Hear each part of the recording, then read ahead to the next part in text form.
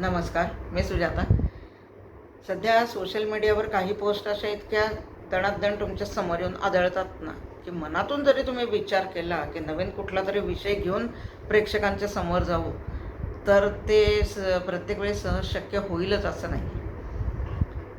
कारण विरोधकांच्याकडे मुद्दा नसला ना, की त्यांच्याकडे एकच कळीचा मुद्दा आहे, सावरकरांचा माफीनामा.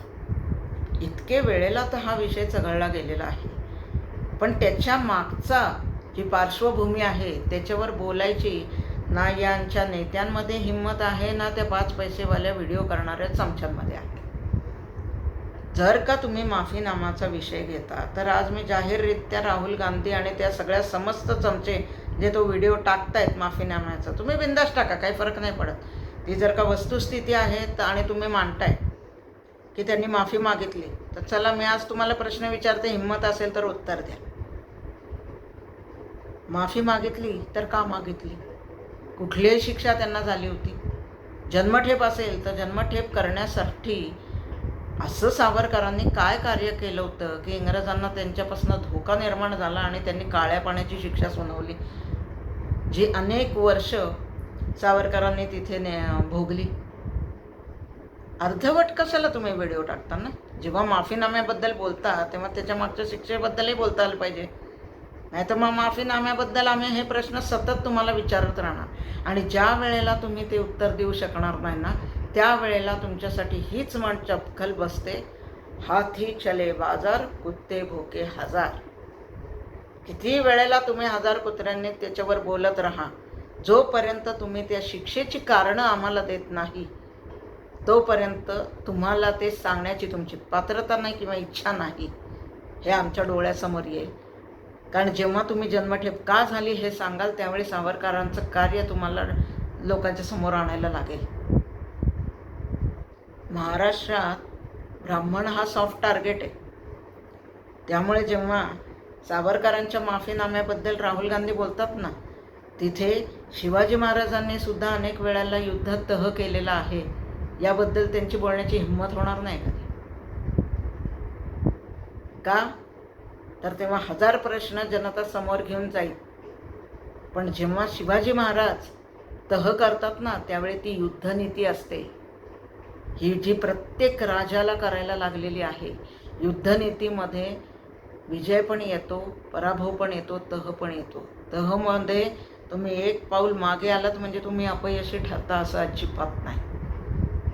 आपण स्वराज्यासाठी, आपण कुठल्या तरी एखाद्या उद्देशासाठी आपण शत्रूच्या विरोधात जेव्हा एखादा लढा उभारतो, त्यावेळेला परिस्थितीनुसार एक पाऊल मागे येणं यात काहीही चूक नाही. जर का ती वेळ तशी असेल तर त्यावेळेला मागे येऊन पुढची लढाई चालू ठेवता येणार असेल तर प्रत्येक राजाला, प्रत्येक क्रांतिकारकाला हा निर्णय आयुष्यात कधी ना कधीतरी घ्यायला लागतो. पण हे कळण्यासाठी शिक्षणाची गरज असते. आपला नेता जो काय बोलतोय त्याची या देशासाठी काय त्यांनी कार्य केलेलं आहे त्याच्या चमच्यांना सुद्धा सांगता येणार नाही. आज राहुल गांधींची ओळख राजीव गांधींचा मुलगा आणि इंदिरा गांधींचा नातू या पलीकडे काहीही नाही. ज्या माणसाचं स्वतःचंच कार्य तुमच्या चमच्यांना सांगता येणार नसेल तर तुम्ही सावरकरांबद्दल काय बोलणार आहे हो? माफीनाम्याबद्दल खूप बोललात आणि ठीक आहे, ती वस्तुस्थिती आहे, आम्ही मान्य करू. मग आता याच्याबद्दल पण बोलायची हिंमत दाखवायची. बघू तुम्ही बोलताय का? कुठल्या गोष्टीसाठी त्यांना जन्मठेप झाली होती ते पण सांगा. कारण कसं आहे ना, सावरकरांचा जो काही इतिहास असेल, जो काही कार्य असेल, ते इंग्रजांनी ओळखलं. जेव्हा कुठलाही शत्रू तुमच्या कार्याची दखल घेऊन, आज लंडनमध्ये जिथे सावरकर राहत होते तिथे ब्रिटिशांनी आजही तिथे एक पाटी लावलेली आहे की भारताचे प्रखर देशभक्त आणि विचारवंत विनायक दामोदर सावरकर इथे राहत होते.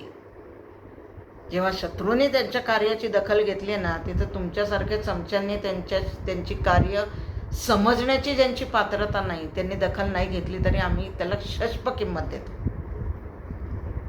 पण या जन्मठेपीच्या कारणांसाठी तुम्हाला तुमची पात्रता कळावी म्हणून आम्ही तुम्हाला हे प्रश्न विचारतोय. आम्हाला माहिती आहे तुम्ही उत्तर नाही देणार. कारण ते देण्याची तुमची क्षमताच नाही आहे. आपण कोणावर बोलतोय हे ओळखण्याआधी आपण स्वतःचं काय कार्य आहे हे राहुल गांधींनी बघावं. महाराष्ट्रात ब्राह्मण हा नेहमी सॉफ्ट टार्गेट का असतो, तर 3% वाले म्हणून त्यांना हिणवले जातं. पण त्याच 3% आज नामांकित शिक्षण संस्था या राज्यात उभं केलेल्या आहेत, ज्याला जागतिक स्तरावर मान्यता आहे. त्यावेळेला तुम्हाला त्या फक्त ब्राह्मणांसाठी उभ्या केलेल्या नाही आहेत त्यांनी. तिथं 18 पगड जातीचे सगळे विद्यार्थी आज शिकत आहेत. पण आपण जेव्हा ब्राह्मणांवर टीका करतो ना, त्यावेळेला त्यांनी विचारलेल्या प्रश्नांची उत्तरं देण्याची तयारी सुद्धा तुमची असायला पाहिजे. जाती द्वेषाचं विष जेव्हा तुमच्या इथं भिनलं जातं ना, तेव्हा आज जरी तुम्हाला वाटत असेल की मी सावरकरांवर व्हिडिओ करून फार मोठं कार्य करतोय, तर 20 वर्षानंतरही तुम्ही तिथेच असणार आहात.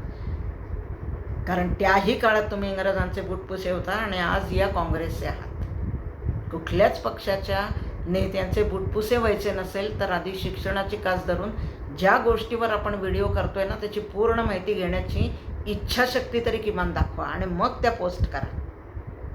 तुमच्या पोस्ट करण्यावर आमचा काही आक्षेप नाही आहे. तो इतिहास असेल, तो वस्तुस्थिती असेल तर ती जरूर तुम्ही समोर मांडा, पण त्याची दुसरीही काहीतरी बाजू असते हे ओळखण्याची तयारी तरी तुमची असायला पाहिजे.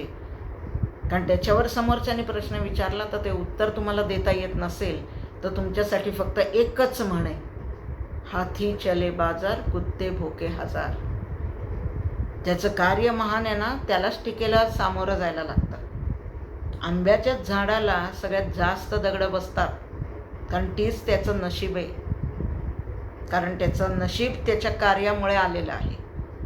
आंब्याला फळांचा राजा म्हणतात कारण त्याच्या क्वालिटीसाठी, आणि म्हणूनच त्याच्या नशिबात जास्त दगडं आहेत. दगडं मारणाऱ्याला आपण आंब्याला दगड मारतोय हे तर कळतं, पण आंब्यालाच का मारतोय हे कळण्याची कुवत त्याची कधीच नसते. कारण आंब्याचं महत्त्व त्याला आधी माहिती असायला लागतं. बाकी तुम्ही अशा हजारो पोस्ट टाका, इथं कोणाला काही फरक पडत नाही. ज्यांना इतिहास माहिती आहे त्यांना तो माहिती आहे. जे अडाणी अशिक्षित आहेत त्यांना तो माहीत नसला तरी काही फरक पडणार नाही. त्यामुळे त्या कुठल्याही महापुरुषाचं कार्य कमी होणार नाही आहे. इथं फक्त सावरकरांचाच प्रश्न नाही आहे, विषय सावरकरांचा आहे म्हणून मी फक्त त्यांचं नाव घेतलं. तसे तर अनेक ब्राह्मण आहेत की ज्यांनी सशस्त्र क्रांती केलेली आहे. त्यांच्यावर टीका करता का तुम्ही कधी? वासुदेव बळवंत फडके, चाफेकर बंधू, तुम्ही काय टीका करणार हो? त्याच्यासाठी त्यांचा इतिहास, त्यांचं कार्य माहिती असायला पाहिजे. पण वासुदेव बळवंत फडके हे नावसुद्धा घेण्याइतपत राहुल गांधींचं नॉलेज आहे का नाही देव जाणे. तर त्यांचं चमच्यांचं काय असणार आहे? तुम्ही सावरकरांवर टीका करून स्वतःचीच पात्रता दाखवताय राहुल गांधी.